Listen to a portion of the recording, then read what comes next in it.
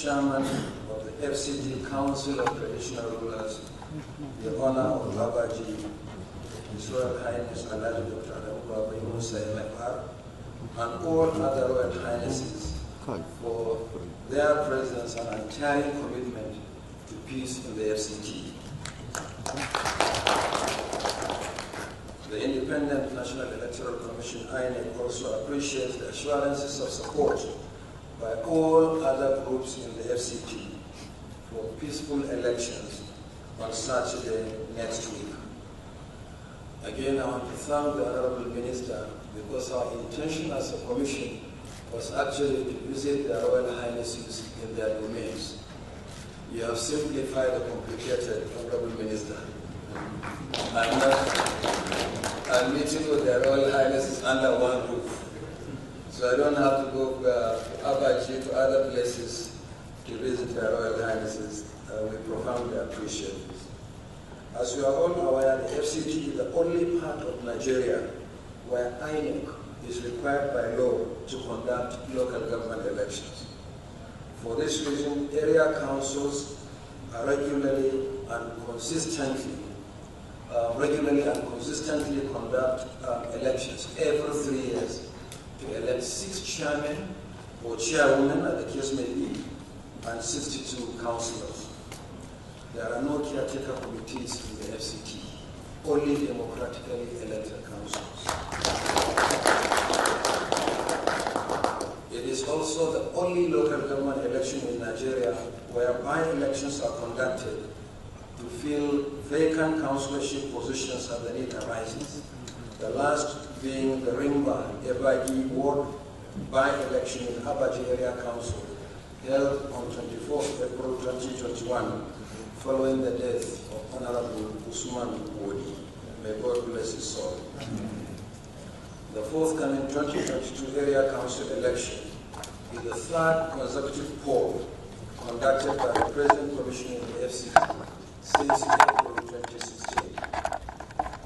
After the period for substitution and withdrawal of candidates as provided by law, the Commission has listed 473 candidates, sponsored by 366 candidates are competing for 62 councillorship positions. Detailed analysis of the candidates by area council, political parties, gender, age, and educational qualifications has already been uploaded on our website for public information. With only 9 days to the election, major activities have been concluded. Right now, the Commission is only putting the finishing touches to our preparations. Continuous voter registration was conducted over a period of 6 months. Permanent voters' cards have been printed and made available for collection. There are enough ad hoc staff engaged and trained for the election. Non-sensitive materials have been deployed to the various area councils. Non-pharmaceutical materials have been procured to protect voters and personnel from the COVID-19 pandemic, in line with the Commission's policy based on the protocols prescribed by health authorities.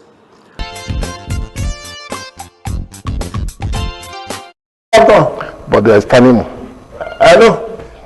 It's a pleasure to welcome you. Let's have, having taken that chairman's press conference, we have in the studio with us, live and direct, the INEC Director of Voter Education and Publicity, Mr. Victor Ayodele Aluko. It's a pleasure to have you on the show. Yeah, thanks for having me. Good morning. We know it's been a bit of a logistic challenge coming here, but in the very short time we have, run us through we are now counting down to 2023. What is the Commission up to? You had an emergency meeting last Saturday. Yes. Notice of polls on Monday. Lined up activities, what are they? Actually, as you mentioned, we already gave the notice of election. It's notice of election, not notice of poll. Okay. Notice of poll is about 14 days to the election. Okay. So we gave the notice of election. And then, we already released the timetable. And of timetable and schedule of activities. And yesterday too, we also had an emergency meeting. The commission had an emergency meeting and also released to the political parties the voters register. The Electoral Act also says that not later than 60 days. That is in every new year, we must give the voter register to each of the political parties. Okay. It's part of the act preparations, which already we gave them yesterday, so that they can have these voter register. And of course, the voter register is very important.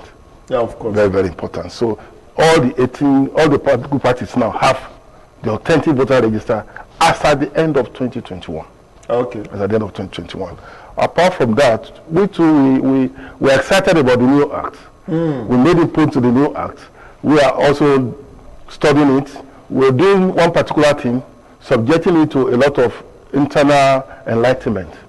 We cannot say because we made input to the act that we're not enlightening our own staff, because as a commission, we will be managing the electoral process. Excellent. So we will be enlightening our own staff, management staff, operational staff, and of course we have plans to also enlighten the media, enlighten various stakeholders, the civil society, even the security agencies. Yesterday I was excited when I saw the Inspector General of Police speaking in Abuja, and he was telling policemen across the country to read the new electoral act. That's the spirit. That was the spirit. That's the spirit. That's very good. All the organizations and persons that will be involved should read that act, so that we'll be on the same page. Especially political parties. I was telling the IPAC chairman yesterday that the IPAC as a body should organize trainings for for politicians, especially publicity secretaries of political parties. And their legacy. Yes, so that they can also organize for their own members at various levels, so that we know this act. One of the problems we have about the electoral process is ignorance. There's a lot of electoral ignorance in this country. Exactly. And we need to reduce electoral ignorance. People will do things, people will breach the provisions, and they will claim ignorance. They will say we didn't know. Like the age qualification for candidates. So does the commission have any plan to register new political parties? That will not work now. That will not work now. Yesterday, we already said it, that new political parties cannot come in anymore, because a year to the election, you don't register political parties. We don't register political parties. So anybody that wants to register parties now should wait for another time. So we are rest assured that the 2023 election will be contested by 18 political parties which are currently registered. Yes. Okay. Yes. So let's look at, and that's good for the country. That's good for voters. Okay. So let's look at the issue of continuous voter registration. There is still no sufficient publicity around it. Do you agree with me, sir? I will not agree with you. I will not agree with you that you don't have sufficient publicity. Do you know why? As a commission, well, maybe you're not laying any blame on the commission. Maybe you're just saying all over the country. Yes, because one thing is, as a commission, we'll do our best in terms of enlightening people at various levels. Now, the commission took a decision from, I think Monday is 8. We are devolving to world level. Exactly. We are devolving to world level. And we have already told the political parties, all our offices at state level are aware. We had meeting with all resident electoral commissioners. All the EOs are aware. And at each level, in fact, at world level, we have what we call, let's say at local government level, we have what we call assistant electoral officer in charge of voter education. So we have the structure in place. What is important is that community leaders should also get involved in this thing. But let me give a caveat. Continuous voter registration is not for everybody. It's not a general registration. No, you think it's not for everybody. It's only for a specific number of persons. Those who are 18 You know, after the we closed the CVR before the that was September 2018. Those who became 18 years old and have not registered, or people who did not register before. And also, we said that there are persons who have problems with their PVC, their cards. Maybe your card got lost or mutilated, you can get another one, replacement. Or maybe you move to another constituency, you want to transfer. You know, you have opportunity to do so. So the CVR exercise is not for everybody, and people should know. But we are asking community leaders, leaders of political parties at various levels.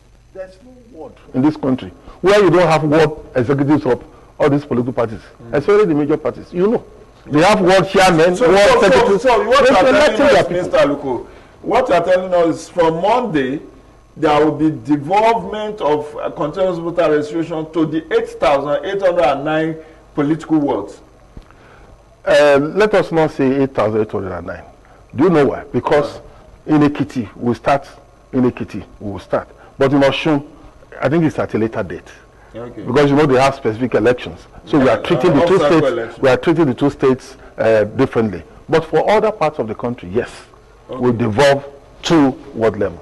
Okay. So that more people who are eligible, I'm using that word, will be able to partake in the exercise. Let me say, because of time, we will still have you back for an hourly discussion. Yes, we'll appreciate it. On the issue of zero polling, voter in a polling unit, 50, 1,000, 2,000. How does the commission intend to deal with that so that the increment to 176,000 will be meaningful and voter access will be easier? That's a very, very important assignment that the commission is preparing for. Okay. When we had the FCT election, you know, we talked a lot about that. Yeah. And we said we didn't have time, you know, to be able to do the things we wanted to do. Now, all over the country, we already had meetings with the resident electoral commissioners.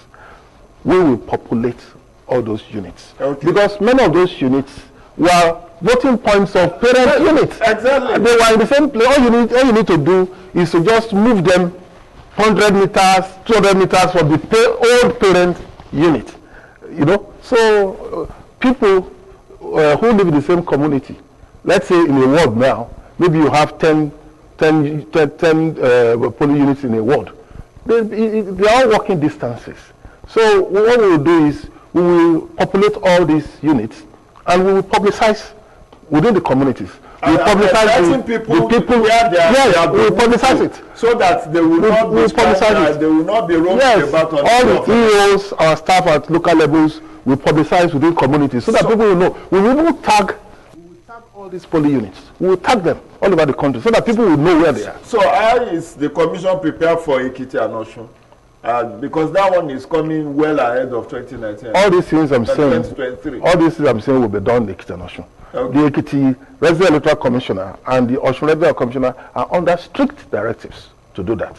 So we won't have that problem at all. So there will be no zero. There will be 50 in a polling unit in Osun. No, there will be none. Okay. There will be none. I'll take your word for it. There will be none. That will be the size. This is just a curtain raise that Mr. Aluko. Yes. This is the curtain raise that you will be back. I'll be back. And you will be back to run us through the timeline, the critical timeline, that we will be observing ahead of. The commission have the fund now. Section 3, subsection 3 of the Electoral Act. Money should be made available to INEC 60 days. I will advise that we don't put both the commission and government. We don't put them or under any prayer. But what I want to say is that the government has never disappointed the commission when it comes to funding the general elections. Okay. So, thank you very much. That is Mr. Victor Ayodele Aluko, the INEC Director of Voter Education and Publicity.